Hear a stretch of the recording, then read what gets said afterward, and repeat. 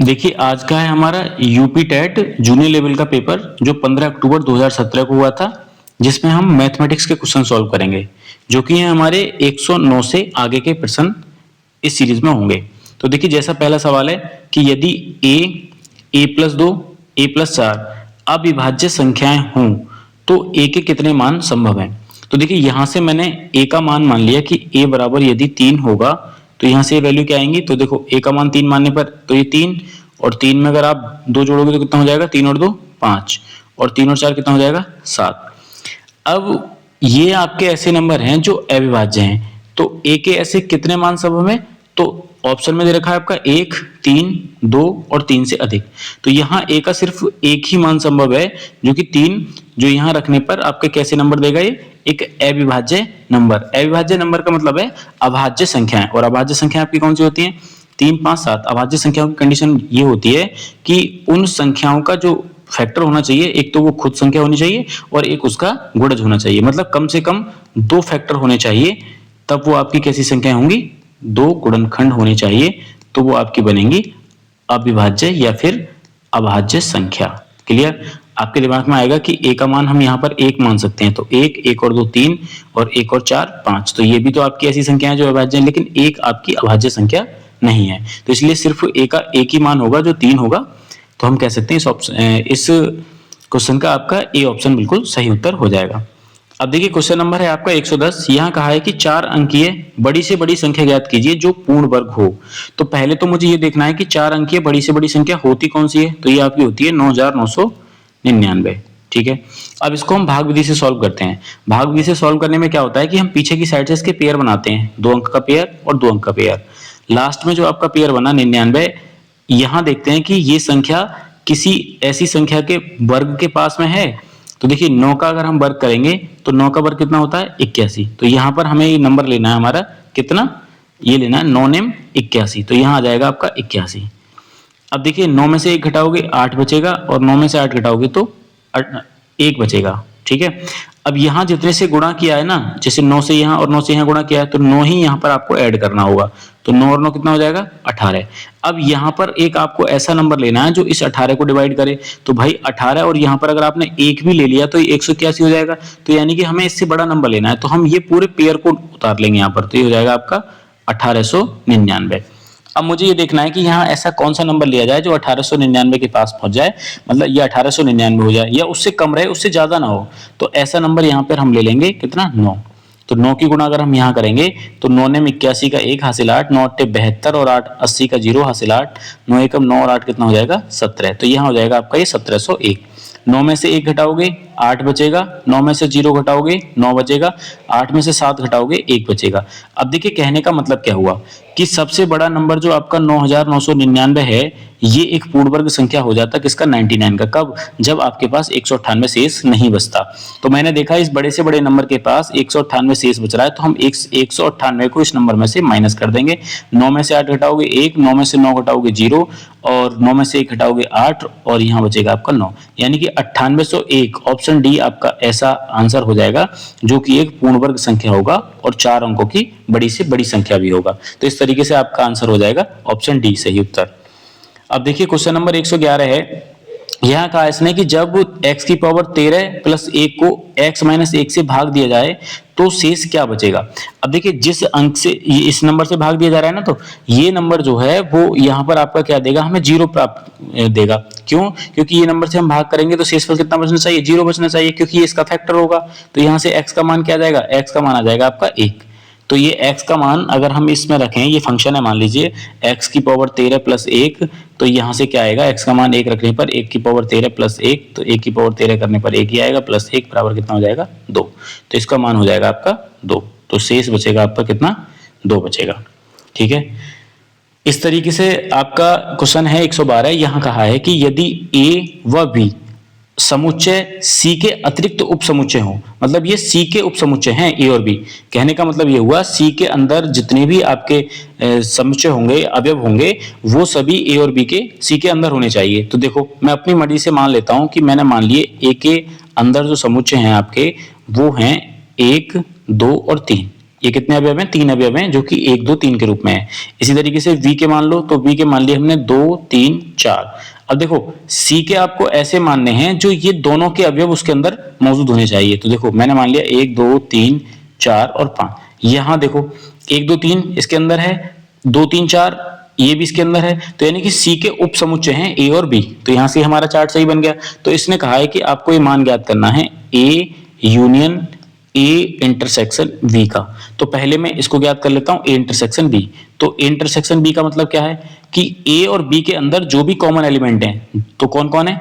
तो ए के अंदर देखो आप ध्यान से 2 और 3, और यहां भी बी के अंदर 2 और 3 है। तो इसके कॉमन एलिमेंट क्या हो गया आपके? 2 और 3। तो ए इंटरसेक्शन बी का मान कितना आ गया? 2, 3।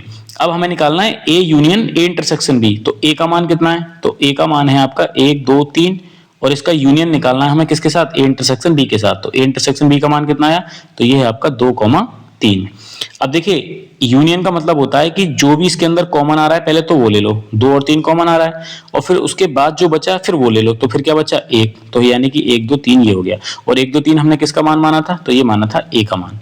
तो कह सकते हैं हम A union A intersection B किसके बराबर आएगा? तो ये आ जाएगा आपका वापस से ए के बराबर। तो यही आपका क्या हो जाएगा? आंसर हो जाएगा। इसी तरीके से देखिए क्वेश्चन नंबर है आपका 113। यहाँ कहा है कि एक गांव की जनसंख्या प्रतिवर्ष 5 वर्ष बढ़ जाती है। यदि वर्तमान में उस गांव की जनसंख्या 4410 हो तो 2 वर्ष पूर्व उस गांव की जनसंख्या कितनी थी? अब देखिए सबसे पहले आपका काम है कि ये प्रतिशत में जो आंसर दे रखा है इसको आप फ्रैक्शन के रूप में बदल लीजिए। तो ये हो जाएगा 5 एकम 5, 5 दूनी 10, यानी कि 1/20। कहने का मतलब ये हुआ कि ये आपका टोटल वैल्यू को दिखाएगा, और ये जो वृद्धि हुई है या कमी हुई है उसको दर्शाएगा। तो 20 में अगर 1 की वृद्धि हुई है तो कितना हो गया? 1 हो गया। अब इसने कहा है 2 वर्ष, कितने वर्ष की बात आई है? 2 वर्ष की। तो यहां भी स्क्वायर कर दो आप, यहां भी स्क्वायर कर दो, तो हो जाएगा 20 का वर्ग आपका हो जाएगा 400, और 21 का वर्ग हो जाएगा आपका 441। ठीक है। अब देखिए इसने कहा था कि वर्तमान में उस गांव की जनसंख्या 4400 थी, तो 4410, तो वर्तमान वाली तो ये है, और पूर्व वाली कौन सी होगी? ये वाली होगी, पहले वाली। तो यहां से वर्तमान वाली जो 441 है, सवाल के अंदर आपकी कितनी है? तो ये दे रखी है 4410। तो यहां से अगर आप एक रेशियो का मान निकालेंगे तो ये हो जाएगा 441 से एक बार कटेगा, तो ये हो जाएगा आपका 10। एक रेशियो का मान 10 आया, हमें निकालनी थी 2 वर्ष पूर्व की, तो 2 वर्ष पूर्व की तो कम होगी ना, क्योंकि वृद्धि हुई है, तो वृद्धि मतलब ज्यादा वाली होगी। अब यहाँ पर अगर एक रेशियो के मान की गुणा अगर हम यहाँ कर दें तो 400 में अगर 10 की गुणा करें तो कितना हो जाएगा? ये तो ये हो जाएगा आपका 4000। तो कौन सा ऑप्शन सही हो जाएगा हमारा? डी ऑप्शन बिल्कुल सही उत्तर हो जाएगा। अब देखिए क्वेश्चन नंबर है हमारा 114।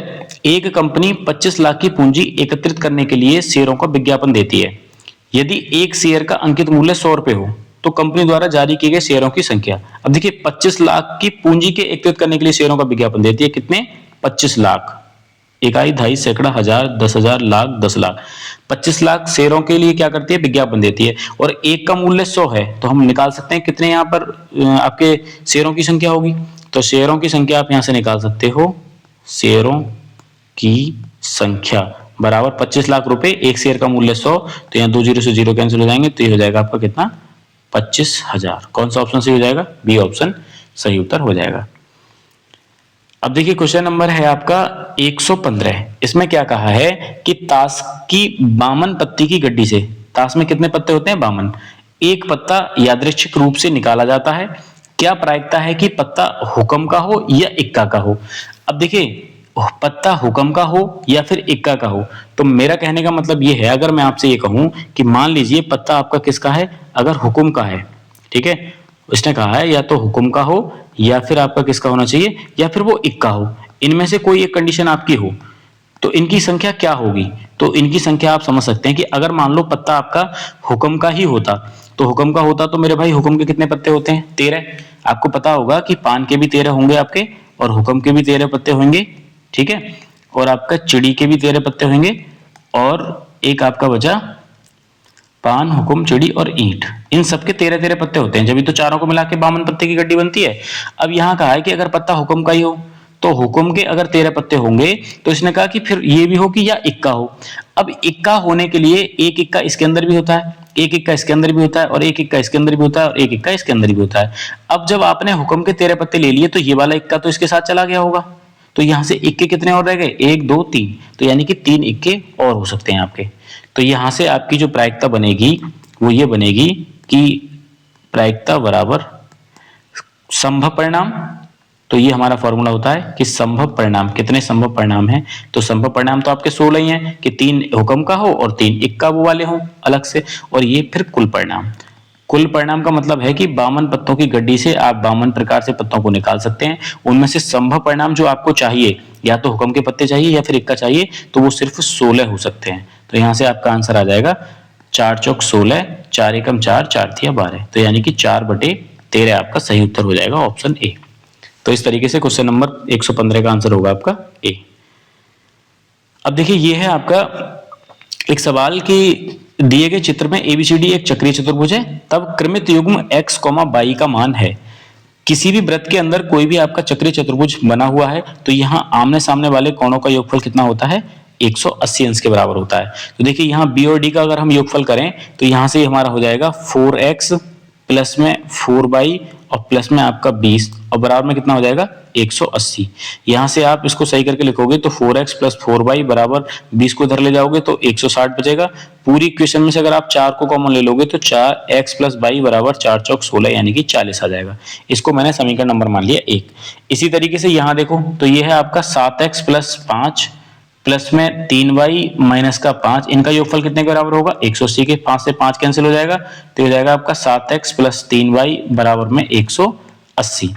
तो इस तरीके से आपकी दूसरी इक्वेशन बन जाएगी। ठीक है, एक तो x प्लस y बराबर 40 बन गई और एक दूसरी बन गई आपकी 7x प्लस 3y बराबर 180। अब देखिए यहां समीकरण 1 व 2 से अगर आप इसको सॉल्व करेंगे तो हो जाएगा 7x प्लस 3y और बराबर में आपका हो जाएगा 180। ये समीकरण 2 हो गई। अब समीकरण 1 में आप 3 का गुणा कर दो तो ये हो जाएगा आपका कितना 3x, ठीक है, और ये 3y और ये हो जाएगा 4 तिया 12, 120। चलिए इसको अलग अलग कर लीजिए आप, अभी यहाँ गुणा मत करो आप। ठीक है, देखिए ये है आपका x प्लस y है सिर्फ। ठीक है, x प्लस y बराबर 40। तो इसको 3 से आपने गुणा किया तो ये कितना हो जाएगा 3x प्लस में 3y और 4 तिया 12, 120। घटाने पर क्या होगा, देखो 3y से 3y कैंसिल, 7x में से 3x घटाओगे तो 4x बचेगा, 180 में से 120 घटाओगे तो 60 बचेगा और 4 से इसको डिवाइड करोगे तो x का मान कितना हो जाएगा 15। x का मान 15 कहाँ कहाँ दे रखा है, एक ए में दे रखा है, एक बी इसी में दे रखा है, ये तो है नहीं, तो ये दोनों ऑप्शन तो कैंसिल हो जाएंगे।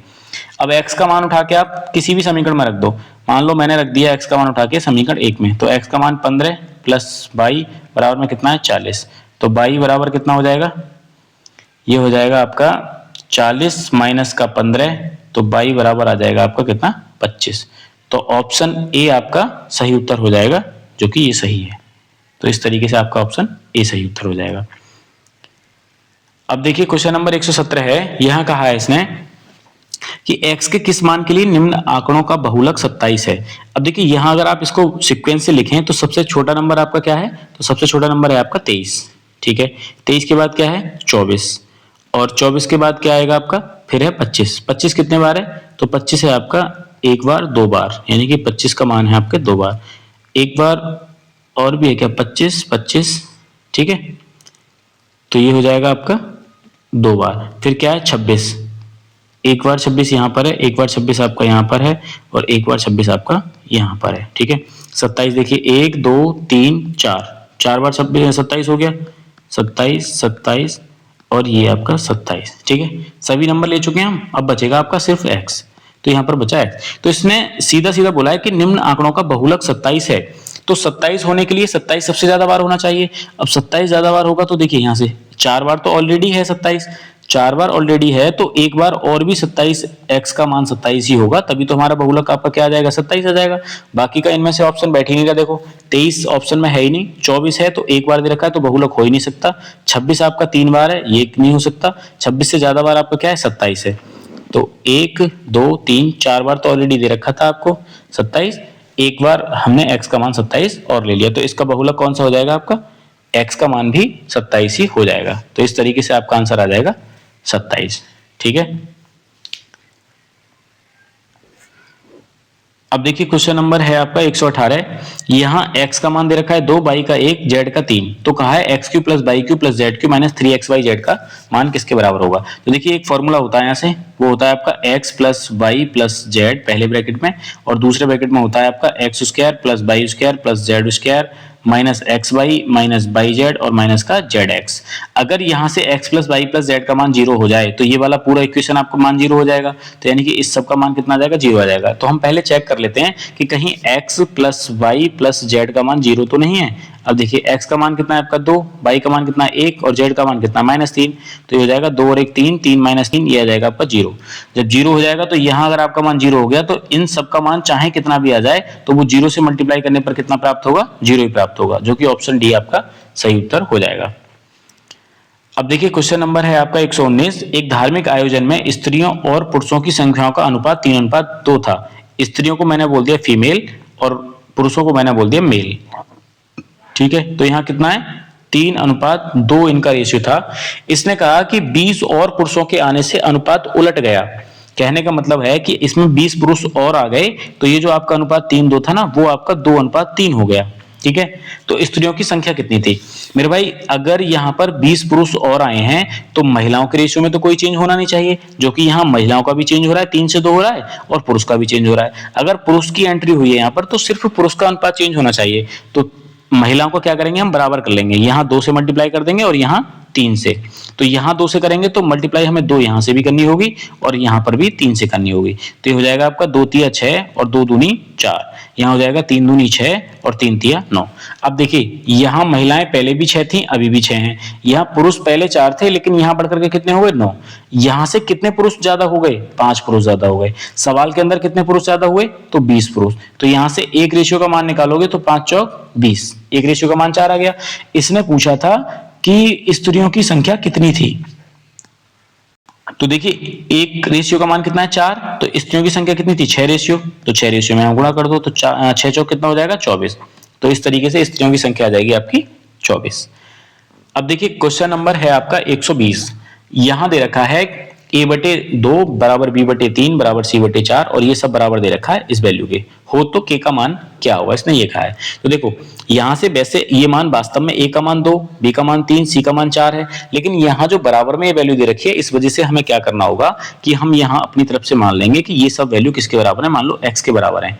जब ये x के बराबर है तो यहाँ से मैं कह सकता हूँ कि a का मान तो हो जाएगा आपका कितना 2x और b का मान हो जाएगा आपका कितना 3x और इसी तरीके से c का मान हो जाएगा आपका 4x। ठीक है, तो यहां मैंने देखा इसको कि a/2 बराबर हो जाएगा, यहां पर ये जो वैल्यू है आपकी 2a - 3b + 5c / k, यहां पर मैं इन सब की जगह मान रख देता हूं इसका। देखिए कैसे, तो a/2 इसको सही करके लिख लो एक बार और, 2a - 3b प्लस का आपका 5c और बटे में कितना हो जाएगा k।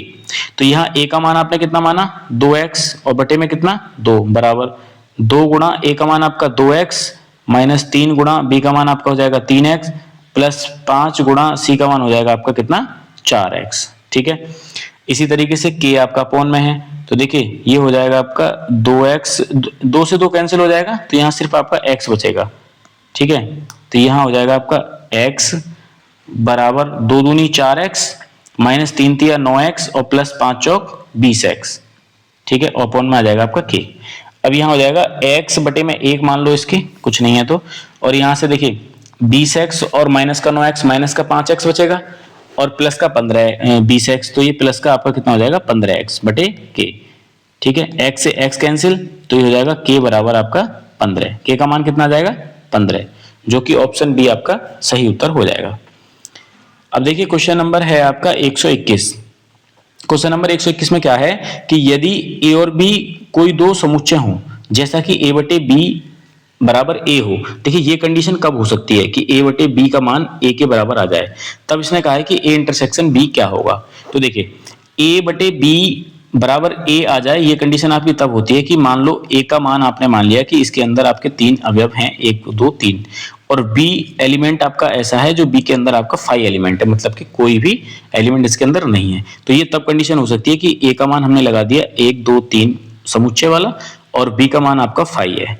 तो अगर आप किसी रिक्त समुच्चय से a को भाग दोगे तो ये a/b बराबर कितना आ जाएगा आपका a ही आ जाएगा, और a आ जाएगा तो हमें ये पता चल जाएगा कि b का मान यहाँ पर क्या होगा, तो b का मान आपका यहाँ पर 5 होगा। ठीक है, अब 5 होगा तो कहने का मतलब क्या हुआ कि भाई ए के अंदर आपके 1 2 3 तीन एलिमेंट हैं और बी आपका 5 है, तो इन दोनों में कॉमन तो कुछ आएगा नहीं। इंटरसेक्शन का मतलब क्या होता है कि ए के अंदर और बी के अंदर आपके कॉमन एलिमेंट होने चाहिए, तो ए और बी के अंदर आपका कोई भी कॉमन एलिमेंट नहीं है, जो कि आपका क्या हो जाएगा, 5 हो जाएगा। ठीक है, तो इस तरीके से आपका आंसर कौन सा हो जाएगा, ए ऑप्शन सही उत्तर हो जाएगा। ये कंडीशन तभी सेटिस्फाई होगी ए अपॉन बी बराबर ए की, जब आपका ए का मान, तो क्वेश्चन नंबर 121 कंप्लीट हुआ। अब देखिए क्वेश्चन नंबर 122, यदि समीकरण X square minus B X plus C बराबर 0 के मूल दो क्रमागत पूर्ण संख्याएं हों तो बी स्क्वायर माइनस 4ac क्या होगा। अब देखिए यहां बोला है मूल हों दो क्रमागत पूर्ण संख्याएं, तो क्रमागत पूर्ण संख्याएं कैसी होंगी, अगर आपने एक मूल अल्फा मान लिया तो दूसरा होगा अल्फा प्लस 1, क्योंकि क्रमागत का मतलब क्या होता है, क्रम से, अल्फा कॉमा अल्फा प्लस 1, तो दो मूल आपके इस तरीके से हो गए, क्रमागत क्रम से आने वाले। ठीक है, और कैसा है, पूर्ण संख्या है। तो इसने कहा है कि बी स्क्वायर माइनस 4ac का मान क्या होगा। अब देखो मान लो पहले आपको निकालना है मूलों का योगफल, तो मूलों का योगफल अल्फा प्लस 1 बराबर कितना होगा, माइनस का बी अपॉन ए, तो माइनस और माइनस का बी अपॉन ए का मान कितना है 1, तो यहां से अल्फा अल्फा हो जाएगा 2 alpha plus 1 is equals to, ये हो जाएगा आपका बी। ठीक है, तो बी का मान आ गया आपका 2 अल्फा प्लस 1। अब हमें निकालना है मूलों का गुणनफल, तो मूलों का गुणनफल क्या हो जाएगा, अल्फा इंटू अल्फा प्लस 1, क्योंकि एक मूल आपका अल्फा है और एक मूल आपका अल्फा प्लस 1 है, एक मूल आपका अल्फा और एक अल्फा प्लस 1, तो मूलों का गुणनफल बराबर होता है सी अपॉन ए, और ए का मान कितना है 1, तो यहां से सी का मान भी मेरे पास है, बी का मान भी मेरे पास है, तो इसने कहा है कि बी स्क्वायर माइनस 4ac का मान क्या होगा। तो देखिए बी स्क्वायर मतलब बी का मान कितना है 2 अल्फा प्लस 1 का होल स्क्वायर माइनस 4ac। ठीक है, तो 4a का मान कितना है आपका, यहां देखिए c का मान पूछा है, a का नहीं पूछा है, तो यहां आपका a नहीं होगा, तो ये हो जाएगा आपका 4c, तो 4 इंटू सी का मान कितना है, अल्फा अल्फा प्लस 1। ठीक है, तो यहां से हो जाएगा a प्लस बी का होल स्क्वायर खोल दो, तो a स्क्वायर यानी कि 2 दूनी 4 alpha square plus B square 1 का स्क्वायर प्लस 2 दूनी 4 अल्फा, माइनस ये हो जाएगा आपका 4 अल्फा स्क्वायर माइनस का 4 अल्फा। अब देखिए ये माइनस का, ये प्लस का, ये माइनस, ये प्लस का, ये माइनस का, तो यहां से कितना आ जाएगा आपका 1 आ जाएगा, जो कि ऑप्शन ए सही उत्तर हो जाएगा। अब देखिए क्वेश्चन नंबर है आपका 123। क्वेश्चन नंबर 123 में क्या है, दो संख्याओं का मासा और लासा 13 और 1989 है, यदि एक संख्या 117 हो तो दूसरी संख्या क्या होगी। तो देखिए इसका फॉर्मूला होता है हमारा कि मासा गुणा लासा ये बराबर होता है किसके, पहली संख्या गुणा दूसरी संख्या के। अब मासा कितना दे रखा है 13 और लासा कितना दे रखा है 1989, और बराबर में पहली संख्या कितनी है 117, और पूछा गया आपसे दूसरी संख्या। अब देखिए दूसरी संख्या पूछा है तो मैं इसमें 117 का इधर भाग लगा दूंगा, तो हो जाएगा आपका 13 गुणा 1989 बटे में 117 और बराबर सेकंड संख्या। 13 नंबर 117 होता है, 9 से इसको डिवाइड करोगे 9 दूनी 18, 9 दूनी 18, 9 एकम 9, तो दूसरी संख्या आपकी आ जाएगी कितनी 221, जो कि ऑप्शन बी सही उत्तर हो जाएगा। अब देखिए 124 क्वेश्चन है आपका, जतिन एक वस्तु को उसके मूल्य से 10% कम पर खरीदता है, 10% कम पर खरीदता है और उसके मूल्य से 10% अधिक पर बेचता है। ठीक है, तो उसका लाभ बताना है कि कितना होगा। अब देखिए कोई वस्तु मान लीजिए उसके मूल्य से 10% कम पे खरीदता है, तो मतलब उसके अंकित मूल्य से 10% कम पर खरीदता होगा। ठीक है, अब हम यहां से कह सकते हैं कि इस 10% की फ्रैक्शन वैल्यू क्या बनेगी, तो 1/10, यानी कि 10 रुपए उस वस्तु का अंकित मूल्य है, तो वो उसको कितने में खरीदता है, 1 कम में खरीदता है। ठीक है, तो उसका क्रय मूल्य कितना होगा, वो क्रय मूल्य उसका हो जाएगा 90 रुपए। कितना हो जाएगा 90 रुपए। अब इसने कहा और उसके मूल्य से 10% अधिक पर बेचता है, तो उसका क्रय मूल्य कितना है 10, और 10 से 1 ज्यादा पर बेचेगा, तो मतलब कितने में बेचेगा 11 पर बेचेगा। ठीक है, तो इसने कहा है कि उसका लाभ बताइए कितना हुआ लाभ। अब हम यहां से देख पा रहे हैं लाभ, अब देखिए अंकित मूल्य उसका 10 रुपए है और क्रय मूल्य उसका 9 रुपए है, क्योंकि उसने उस वस्तु को 10% कम पर खरीदा है, और उसने कहा है कि उसके मूल्य से 10% अधिक पर बेचता है, तो मूल्य उसका कितना अंकित मूल्य 10 रुपए, और इससे अगर 10% अधिक पर बेचेगा तो इसका मतलब है 10 का 10% 1 हो जाएगा, तो 10 से 1 ज्यादा पर बेचेगा, तो मतलब 11 रुपए में बेच रहा होगा एसपी। अब कोई चीज उसने खरीदी 9 रुपए की, बेच रहा है 11 रुपए में, तो उसको प्रॉफिट कितने का होगा? 2 रुपए का होगा। कितने रुपए पर होगा? 9 रुपए पर होगा। और प्रतिशत में आंसर चाहिए आपको, तो 100 से मल्टीप्लाई। ठीक है, तो ये हो जाएगा आपका 100 दूनी 200 बटे 9%। 9 से इसको डिवाइड करोगे, 9 दूनी 18, 2 बचेगा, 9 दूनी 18, फिर से 2 बचेगा, तो 2 बटे 9, 22 सही, 2 बटे 9% आपका आंसर हो जाएगा, जो कि ऑप्शन सी आपका सही उत्तर है। अब देखिए क्वेश्चन नंबर है आपका 125, जहां कहा आपसे यदि समीकरण x square minus P x plus 54 बराबर 0 के मूल 2:3 के अनुपात में हैं। ठीक है, तो देखो अनुपातिक मूल जो होते हैं उनको आपको अपनी तरफ से मान लेना है कि एक को मान लिया मैंने 2 अल्फा और एक को मान लिया मैंने 3 अल्फा, ये दो मूल हो गए। अगर आप इनका योगफल निकालोगे तो पहला मूल आपका कितना है? 2 अल्फा, और दूसरा कितना है? 3 अल्फा। इन दोनों का योगफल बराबर, तो ये हो जाएगा आपका माइनस का बी अपॉन ए, और माइनस का बी का मान कितना है? माइनस का पी, तो हो जाएगा माइनस पी अपॉन ए, तो इसका मान आ जाएगा प्लस का पी। तो 2 अल्फा और 3 अल्फा ये कितना हो जाएगा आपका? 5 अल्फा बराबर पी, ये हो गया। अब देखिए मूलों का गुणनफल, तो मूलों का गुणनफल 2 अल्फा गुणा 3 अल्फा, ठीक है, और बराबर इसका मान कितना होता है गुणनफल का? तो होता है सी अपॉन ए, तो सी का मान कितना है आपका? 54, तो हो जाएगा 54 बटे ए का मान है 1, तो 2 तिया 6 हो जाएगा, ये हो जाएगा आपका 6 अल्फा स्क्वायर बराबर 54। ठीक है, 6 से इसको डिवाइड करोगे तो अल्फा स्क्वायर बराबर आ जाएगा 6 नेम 54, और अल्फा बराबर आ जाएगा आपका कितना? 3। ठीक है, अब यहां से इसने पूछा है कि आपको पी का मान बताना है, तो यहां से इसको समीकरण 1 मान लो, और अल्फा का मान आपका 3 आया, तो हो जाएगा 5 गुणा 3 बराबर पी, तो पी का मान कितना हो जाएगा आपका? पी का मान हो जाएगा 15, जो कि ऑप्शन डी आपका सही उत्तर है। तो इस तरीके से आपका ऑप्शन डी सही उत्तर हो जाएगा। अब देखिए क्वेश्चन नंबर है आपका 126, यहां कहा है कि दो लंबवृत्तीय शंकुओं की ऊंचाइयों का अनुपात 25:64 है तथा उसके व्यासों का अनुपात 4:5 है, उनके आयतनों का अनुपात क्या होगा? अब देखिए इसने दिया है एक तो व्यासों का अनुपात, है ना, व्यासों का अनुपात शंकु के, वो कितना दे रखा है? वो दे रखा है आपको 4:5, और एक दे रखा है आपको त्रिज्याओं का मान लीजिए, या फिर आप व्यास का मान लीजिए। अगर आपने त्रिज्याओं का निकालना है कि त्रिज्याओं का अनुपात क्या दे रखा है, तो मेरे भाई आपको पता होगा त्रिज्या जो होती है वो व्यास का आधा होती है। ठीक है, तो त्रिज्या का मान लो या फिर आप व्यास का मान लो, ये दोनों क्या होंगी? आधी होंगी। मतलब इसने कहा है कि व्यासों का अनुपात 4:5 है, तो त्रिज्याओं का अनुपात भी यही होगा आपका 4:5। ठीक है, जो त्रिज्या होगी वही व्यास होगा। मान लीजिए इसको आधा भी करा हमने तो सेम रेशियो ही आएगा।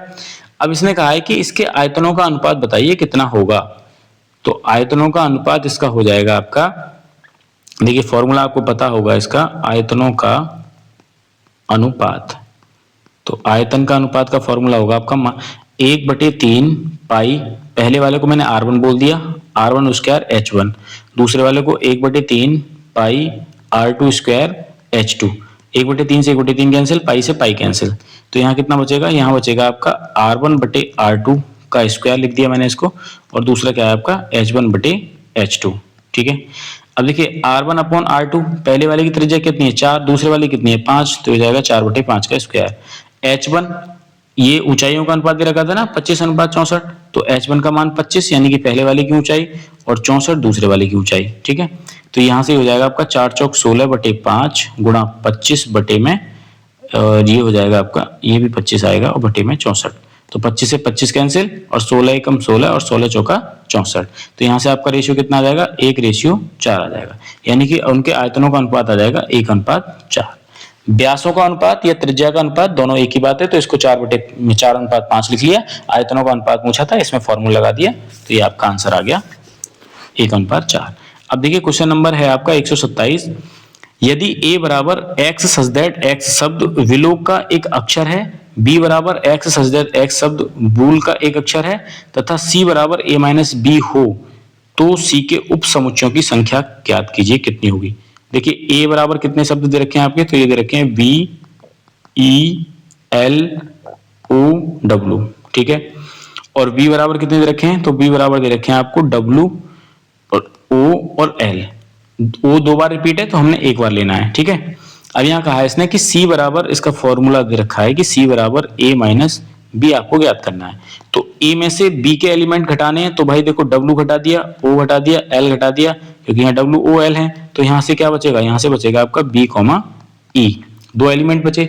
अब इसने कहा है उप समुच्चयों की संख्या बताइए, तो उप समुच्चयों की संख्या के लिए फॉर्मूला क्या होता है? उप समुच्चयों की संख्या। तो यहां 2 की पावर n इसका फॉर्मूला होता है। n क्या होते हैं कि इसके अंदर कितने एलिमेंट उपस्थित हैं। तो 2 की पावर 2 एलिमेंट उपस्थित हैं, तो 2 दूनी कितना हो जाएगा 4। कौन सा ऑप्शन सही हो जाएगा आपका, डी ऑप्शन सही उत्तर हो जाएगा। अब देखिए इसने कहा है क्वेश्चन नंबर 128 में कि एक समचतुर्भुज के विकर्ण 10 सेंटीमीटर व 24 सेंटीमीटर हैं, इसका परिमाप कितना होगा। तो एक समचतुर्भुज मैंने मान लिया कुछ इस तरीके से कि ये आपका क्या है, एक समचतुर्भुज है। इसको मैंने नाम दे दिया ए, बी, सी और डी। इसने कहा है कि इसका एक विकर्ण और दूसरा विकर्ण आपको क्या दे रखा है, वो दे रखे हैं आपके 10 और 24। तो 10 और 24 दे रखे हैं, तो मान लो ये वाला मैंने 10 मान लिया, पूरा कितना है ये 10 है, यहां से यहां तक। तो ये 5 हो जाएगा, ये 5 हो जाएगा, क्योंकि इसको समद्विभाजक करते हैं, मतलब कि केंद्र पर। अब ये वाला दूसरा कितना बताया इसने 24, तो ये वाला हो जाएगा आपका 12 और ये वाला हो जाएगा आपका 12। ठीक है। अब यहां अगर ये आपका 90 डिग्री का कोण बन रहा है, तो इसके सामने वाली भुजा आपकी कर्ण होगी, और कर्ण होगी तो इसका मतलब क्या है कि ये अगर आपकी भुजा 5 है, ठीक है, और ये आपकी 12 है, तो ये वाली भुजा आपकी 13 होगी ट्रिपलेट की मदद से, क्योंकि समकोण त्रिभुज के सामने वाली भुजा कर्ण होती है, और यहाँ पर आपका ट्रिपलेट बनना है 5, 12, तो ये हो जाएगा आपका कितना 13। बाकी आप पाइथागोरस प्रमेय से इसको निकाल सकते हो। तो इस तरीके से आपका क्या हो जाएगा, इसका मान 13 हो जाएगा। इसने कहा है कि इसका परिमाप ज्ञात कीजिए, और परिमाप क्या होता है, अगर ये वाली भुजा 13 आ गई तो ये भी 13 होगी। समचतुर्भुज है ना, समान चारों भुजाएं, तो ये भी 13 होगा आपका और ये भी 13 होगा। तो यहां पर अगर हमें इसका परिमाप निकालना है तो ये हो जाएगा परिमाप बराबर 4 गुणा भुजा, और भुजा का मान कितना है, तो भुजा का मान है हमारे यहाँ से 13। तो 13 चौका कितना हो जाएगा 52। कौन सा ऑप्शन सही हो जाएगा आपका, डी ऑप्शन। पहले देखा हमने एक समचतुर्भुज दे रखा है, इसके विकर्ण दे रखे हैं, विकर्णों को 2 पार्ट में डिवाइड कर लिया। 5, 12 का हमने ट्रिपलेट देखा कि 5, 12 इसका ट्रिपलेट तो होता है 5, 12, 13। तो तीसरी वाली भुजा आपकी 13 हो जाएगी। तो इस तरीके से आपका परिमाप आ जाएगा 52। ठीक है। अब देखिए क्वेश्चन नंबर है आपका 129। ये 129 क्वेश्चन क्या है, एक सर्वेक्षण में प्रेक्षणों की संख्या 40 है, यदि प्रथम 10 प्रेक्षणों का माध्य 4.5 तथा शेष का माध्य 3.5 हो तो पूरे सर्वेक्षण का माध्य क्या होगा। अब देखिए पूरे सर्वेक्षण का माध्य अगर आपको निकालना है तो यहाँ पर आपको सबका अलग अलग पता होना चाहिए। तो यहाँ मुझे पता है पूरे सर्वेक्षण का माध्य बराबर टोटल प्रेक्षेपण कितने हैं आपके 40, तो 40 से तो मुझे करना होगा भाग प्रथम 10 का, तो 10 का कितना दे रखा है, तो ये दे रखा है 4.5 प्लस, अगर प्रथम 10 का दे रखा है तो आखिरी कितने बचेंगे 30 बचेंगे, क्योंकि टोटल तो आपके 40 हैं, और इनका कितना दे रखा है 3.5। इनके आपस में मल्टीप्लाई कर दो, 10 की मल्टीप्लाई 4.5 में करोगे तो 45 हो जाएगा, प्लस इसकी गुणा करोगे तो 0, 3 पंजे 15 का 5 हासिल 1, 3 3 9 और 1 10, 1 के बाद दशमलव लगाना है तो 105/40, और ये जोड़ के हो जाएगा आपका 105 और 145 कितना हो जाएगा 150, और बटे में 40, 0 से 0 कैंसिल, ये हो जाएगा आपका 4 तिया 12, 3 बचेगा, 4 सत्ते 28 और 4 पंजे 20, 3.75, यानी कि ऑप्शन सी आपका सही उत्तर हो जाएगा। अब देखिए क्वेश्चन नंबर है आपका 130। इसने कहा है कि 14 सेंटीमीटर कोर वाले एक ठोस घन से, कोई आपका घन है इस तरीके से, और वहां से कितना 14 सेंटीमीटर ठोस घन वाले घन से अधिकतम आयतन का एक लंब वृत्तीय बेलन काटा जाता है। अब लंब वृत्तीय बेलन आपका किस तरीके का होगा, मान लीजिए वो तो आपका इस तरीके का ही होगा भाई, यहां बनाया जा सकता है इस तरीके से, ठीक है, एक बेलन काटा जाता है। तो इसने कहा है कि इस बेलन का संपूर्ण पृष्ठ क्या होगा, जो ये बेलन काटा जा रहा है ना, इसका संपूर्ण पृष्ठ पूछा गया आपसे। तो पहले आपको बेलन के संपूर्ण पृष्ठ का फॉर्मूला पता होना चाहिए कि बेलन का संपूर्ण पृष्ठ अगर आपको कभी निकालना पड़े तो इसका फॉर्मूला होता है आपका 2πr h प्लस r। ये बेलन का संपूर्ण पृष्ठीय क्षेत्रफल होता है। तो अब देखिए इसमें क्या क्या कहा है, अगर हमें ये निकालना है 2πr h प्लस r, तो अब ये 14 सेंटीमीटर आपका क्या दे रखा है, 14 सेंटीमीटर दे रखा है इसकी ऊंचाई, क्योंकि इसने कहा है 14 सेंटीमीटर कोर वाले एक ठोस घन से, तो भाई इसकी भुजा अगर कोई सी भी 14 है तो घन में तो सारी भुजाएं बराबर होती हैं, तो ये सभी बराबर होंगी, तो ये वाली भी आपकी बराबर होगी। तो इसी ऊंचाई का तो आपका लंब वृत्तीय बेलन है, तो 14 सेंटीमीटर इसकी क्या हो जाएगी ऊंचाई, तो h का मान तो आपके पास आ गया कितना 14 सेंटीमीटर। ठीक है, आर कितनी हो जाएगी, अब देखो अगर यहाँ पर ये आपका लंब वृत्तीय बेलन इस तरीके से बना हुआ है और ये यहाँ से यहाँ तक की पूरी 14 सेंटीमीटर है, तो आधी कितनी हो जाएगी, यहाँ से 7 हो जाएगी, तो आर का मान कितना हो जाएगा, तो आर का मान हो जाएगा आपका 7। तो ये सारी वैल्यू इसमें पुट करनी है, 2 इंटू पाई का मान आपका 22/7 इंटू आर का मान आपका 7 हो जाएगा, और ये एच का मान 14 प्लस ये हो जाएगा आपका 7, 7 से 7 कैंसिल, और 22 दूनी हो जाएगा ये आपका 44 गुणा 14 और 7 हो जाएगा 21। 21 चौका 84 का 4 हासिल लगेगा आपका 8। 21 चौका 84, 84 6 90 और 2 92, यानी कि हो जाएगा आपका 924 और सेंटीमीटर स्क्वायर, क्योंकि आपको पृष्ठीय क्षेत्रफल ज्ञात करना था। तो ऑप्शन ए आपका सही उत्तर हो जाएगा। क्वेश्चन नंबर 130 आपका कंप्लीट हुआ। अब देखिए क्वेश्चन नंबर 131, 50 संख्याएं दी गई हैं, हर संख्या को 53 में से घटाया जाता है और प्राप्त संख्याओं का माध्य -3.5 है। दी गई संख्याओं का माध्य क्या हुआ? तो देखिए प्रत्येक संख्या को अगर 53 से घटाया जाता है तो माध्य ज्ञात करने के लिए दिए गए माध्य को भी हम 53 में से ही घटाएंगे। तो देखो 53 में से अगर हम इस माध्य को घटाएंगे तो हो जाएगा -3.5, तो हो जाएगा 53 माइनस माइनस प्लस 3.5, 53 और 3 कितना हो जाएगा 56.5। ठीक है, यहां पर अगर घटाया तो घटाएंगे और जोड़ा जाता तो जोड़ते। ठीक है, 50 संख्याएं दी गई हैं, हर संख्या को 53 में से घटाया जाता है और प्राप्त संख्याओं का माध्य -3.5 है। तो दी गई संख्याओं का माध्य क्या होगा? अब देखिए क्वेश्चन नंबर है आपका 132, 10 प्रेक्षण दे रखे हैं, 1 2 3 4 5 6 7 8 9 10 को आरोही क्रम में व्यवस्थित किया जाता है। इन आंकड़ों की माध्य का 24 है, तो x का मान ज्ञात कीजिए। अब देखो ये कितने टोटल मान है आपके, तो ये है 1 2 3 4 5 6 7 8 9 10, 10 है। तो 10 कैसा होता है आपका सम नंबर, और अगर पदों की संख्या आपकी सम है, पदों की संख्या कितनी है आपकी 10, और 10 कैसी नंबर है आपका सम। अगर पदों की संख्या आपकी सम है तो हमें माध्यिका निकालने के लिए फॉर्मूला होता है हमारा कि माध्यिका बराबर n/2 में पद का मान, n/2 में पद का मान प्लस n/2 प्लस 1वें पद का मान। ठीक है, अब देखिए और बटे में आपका कितना हो जाएगा 2 हो जाएगा। ये सिर्फ सम के लिए फॉर्मूला है आपका। तो n/n का मान कितना है 10, 10/2 मतलब 5वें पद, 5वें पद का मान। ठीक है, प्लस n/2, 2 से 10 को भाग करोगे 5, 5 और 1 कितना हो जाएगा 6, यानी कि 6वें पद का मान, और बटे में कितना हो जाएगा आपका 2। अब देखिए 5वां पद कौन सा है आपका, 1 2 3 4 5, 5वां पद है आपका x प्लस 1, तो इसका मान हो जाएगा 5वें पद का x प्लस 1, प्लस 6ठे पद का क्या है 2x माइनस 13, तो प्लस 2x माइनस का 13, और बटे में कितना है 2, और इसका माध्य दे कितना रखा है, माध्यिका दे रखी है आपकी 24, तो इसका मान लगा दिया हमने 24। ठीक है, 2 की गुणा अगर करोगे तो हो जाएगा 24 दूनी 48 बराबर 2x और 1x को जोड़ोगे 3x, और ये हो जाएगा यहाँ से आपका 12। ठीक है, 12 को इधर लाओगे 48 और 12 हो जाएगा आपका कितना 60, 3x बराबर हो जाएगा 60, 3 से इसको डिवाइड करोगे x का मान कितना आ जाएगा 20, जो कि ऑप्शन ए आपका सही उत्तर है।